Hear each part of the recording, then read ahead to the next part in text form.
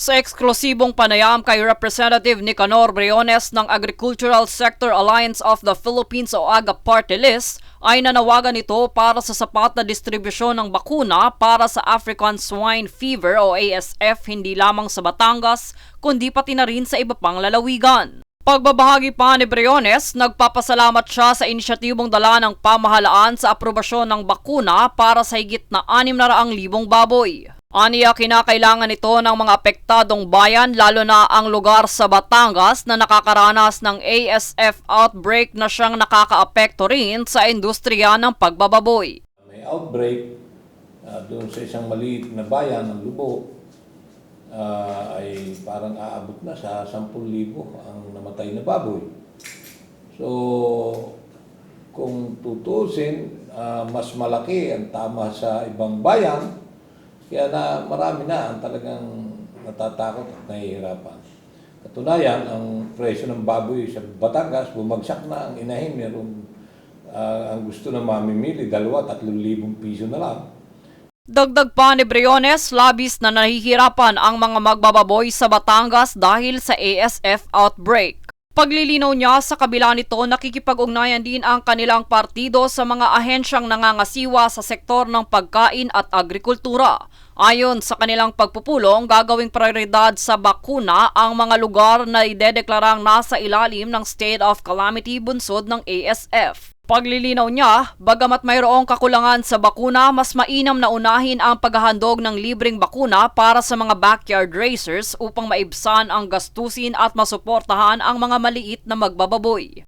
Dapat magkaroon ng budget. Una ay yung mga backyard racers na ang tingin ko ay mga 3.5 billion pesos. Kukumputin mo yung 5.4 million na alaga ng mga backyard racers times 600. So mga halos 3.5 billion yan. At yung kung lahat naman ng populasyon, kasama na yung mga commercial racers, mangangailangan tayo ng 9 million times 600, that's 5.4 billion pesos ang kailangan budget. Yan ang dapat kaagad na ihanda o ialat. Magkaroon ng emergency fund or calamity fund para sa lahat ng magbababoy sa buong bansa. Bukod sa ASF vaccine, nananawagan din si Briones para sa bakuna laban sa avian flu na aniyay isa ring banta laban sa supply ng pagkain at sektor ng merkado. Ang isang pakiusap ko sana yung bakuna para sa bird flu ay ma-approvean din kaagad. Dahil kung matatanda ninyo, mga 2 years ago, nagkaroon ng outbreak ng bird flu na may namatay ng mga 10 million heads ng layers and broiler dyan sa norte. Baka bumalik dahil hanggang ngayon wala pa tayong bakuna. Ang solusyon din diyan ay bakuna. Huwag na nating hintayin na magkaroon ng another outbreak. Sa kabila ng mga iminungkahi ni Briones, sang-ayon naman ito sa bakunang handog ng pamahalaan para sa mga hog raisers at mga supplier ng baboy sa bansa.